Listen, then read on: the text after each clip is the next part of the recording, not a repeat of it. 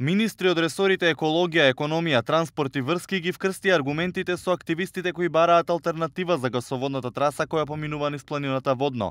На јавната дебата организирана од град Скопје, властите и граѓанскиот сектор се согласија дека заштитата на природата треба да биде приоритет, но аргументот на заменик министерот за животна средина Јани Макрадули беше дека парк шумата Водно воопшто не е заштитено подрачје.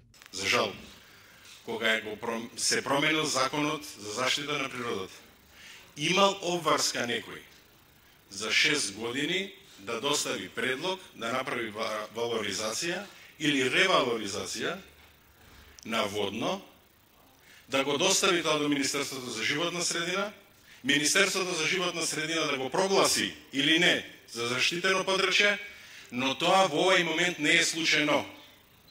За жал, градот Скопје, Водно, не е заштитено подрачје. За жал на сите нас. И најголем предизвик ќе биде заедно да го донесеме законот за прогласување на Водно и на Матка и да го ревидираме тој на брзина што е направен во Газибаба, бидејќи е надвор од процедурите во собранието донесен, за да му дадеме една основа на се она што некој во иднина мисли да го замисли или да живее на Водно.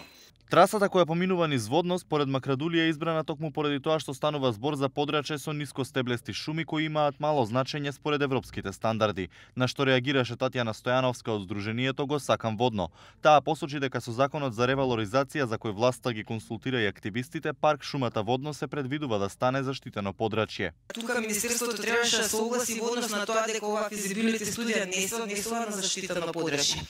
Во однос на тоа што велите дека Водно не е заштитено подрачје, Водно е заштитено подрачје, односно заштитена парк шума.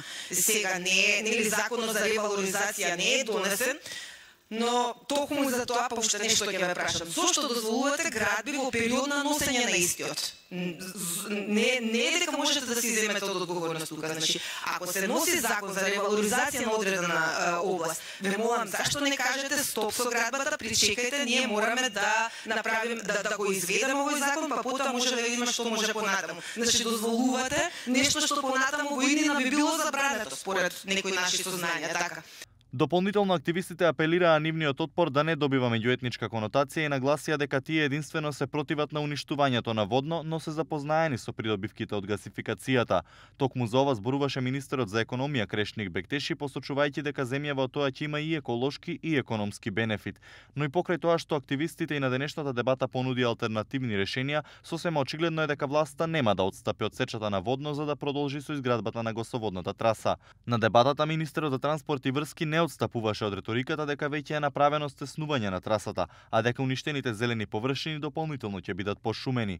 Инаку градежните активности на Водно, како што соопшти град Скопје, се во мирување откако по социјалните мрежи се појавија видеоклипови како багерите добиваат наредба да преидат преку живи луѓе, активисти кои со жив штит застанаа во одбрана на природата.